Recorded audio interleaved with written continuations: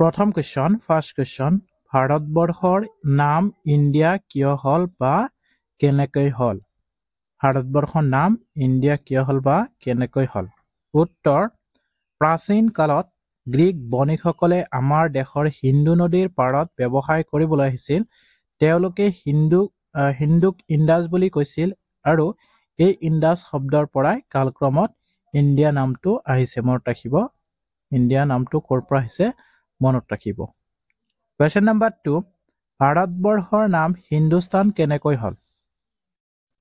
ভাৰতবৰ্ষৰ নাম হিন্দুস্তান কেনেকৈ হ'ল উত্তৰ অতীত ইৰাণ দেশৰ লোকসকলে আমাৰ দেশৰ হিন্দু নদীক হিন্দু নদী বুলি উচ্চাৰণ কৰিছিল সেয়ে হিন্দু নদীৰ আশে-পাশে থকা অঞ্চল হিন্দুস্তান নামেৰে পৰিচিত মনত ৰাখিব হিন্দুস্তান নামেৰে পৰিচিত কোৱেশ্চন নম্বৰ 3 কোনজন ইংৰাজ প্ৰথমে ভাৰতলৈ আহিছিল কোনজন ইংৰাজ প্ৰথমে ভাৰতলৈ আহিছিল উত্তৰ টমাছ ষ্টিফেন্স কি কৰিছিল প্ৰথম ইংৰাজ ভাৰতলৈ আহিছিল মনত ৰাখিব টমাছ ষ্টিফেন্স কোৱেশ্চন নম্বৰ 4 ভাৰতত সৰ্বমুঠ কিমান ডাকঘৰ আছে ভাৰতত সৰ্বমুঠ কিমান ডাকঘৰ আছে উত্তৰ প্ৰায় 1,39,950টা আছে মনত ৰাখিব 1,39,950টা প্ৰায় কোৱেশ্চন নম্বৰ 5 ভাৰতত দূৰদৰ্শন কেন্দ্ৰ প্ৰথমে ক'ত আৰু কেতিয়া প্ৰতিষ্ঠা কৰা হয় ভাৰতবৰ্ষত দূৰদৰ্শন কেন্দ্ৰ প্ৰথমে ক'ত আৰু কেতিয়া প্ৰতিষ্ঠা কৰা হয় উত্তৰ 1959 চনত নতুন দিল্লীত প্ৰতিষ্ঠা কৰা হয় মনত ৰাখিব ভাৰতবৰ্ষৰ প্ৰথম কি দূৰদৰ্শন কেন্দ্ৰ question number 6 happy birthday to you এই গীতটো কাৰ ৰচনা হেপী বাৰ্থডে টু ইউ এই গীতটো কাৰ ৰচনা ইম্পৰ্টেন্ট হয় মনত ৰাখিব এনসাৰ 1893 চনত এই গীতটো ৰচনা কৰিছিল মিলড্ৰেড এণ্ড পেটি স্মিথ হিল মনত ৰাখিব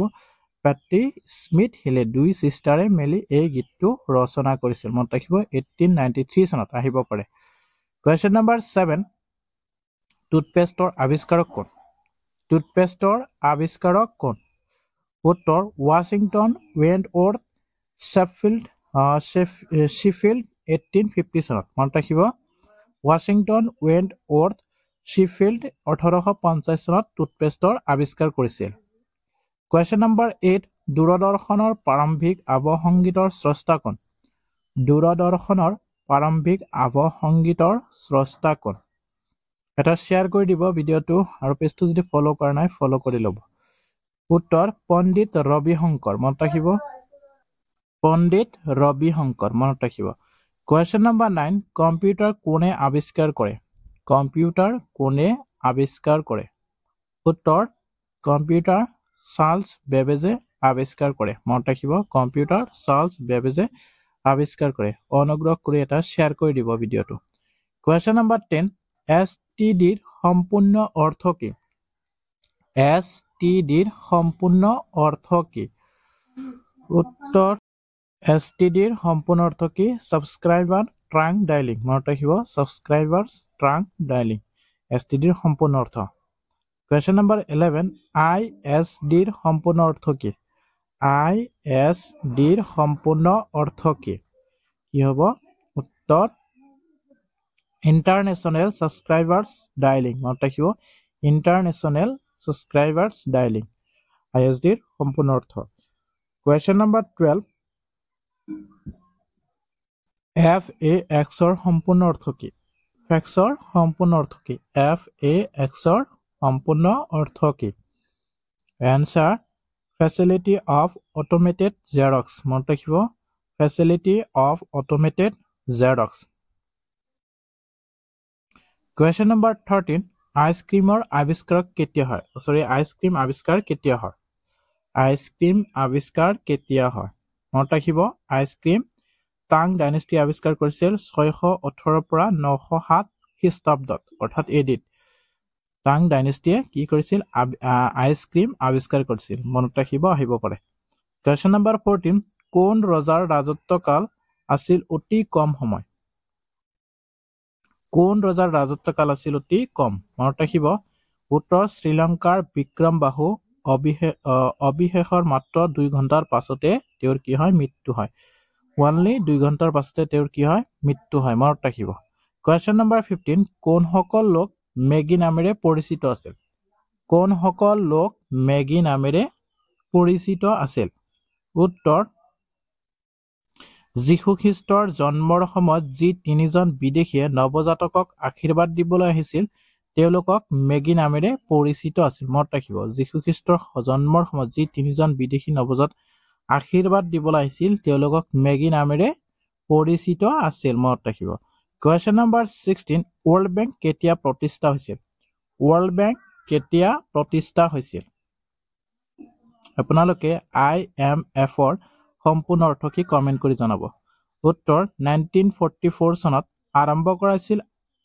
29 জন সদস্যলৈ 1946 চনত মনত ৰাখিব 1946 চনত আৰম্ভ কৰা হৈছিল 29 জন সদস্যলৈ আৰু এষ্টাবলিশ হৈছিল 1944 চনত 17 নম্বৰ কোৱেশ্চন ইন্টাৰপল কাক বোলে ইন্টাৰপল কাক বোলে ইন্টাৰপল হল উত্তৰ ইন্টাৰনেশ্যনেল ক্ৰিমিনেল পুলিচ অৰ্গেনাইজেশ্যন মনত ৰাখিব ইন্টাৰপল হল ইন্টাৰনেশ্যনেল ক্ৰিমিনেল পুলিচ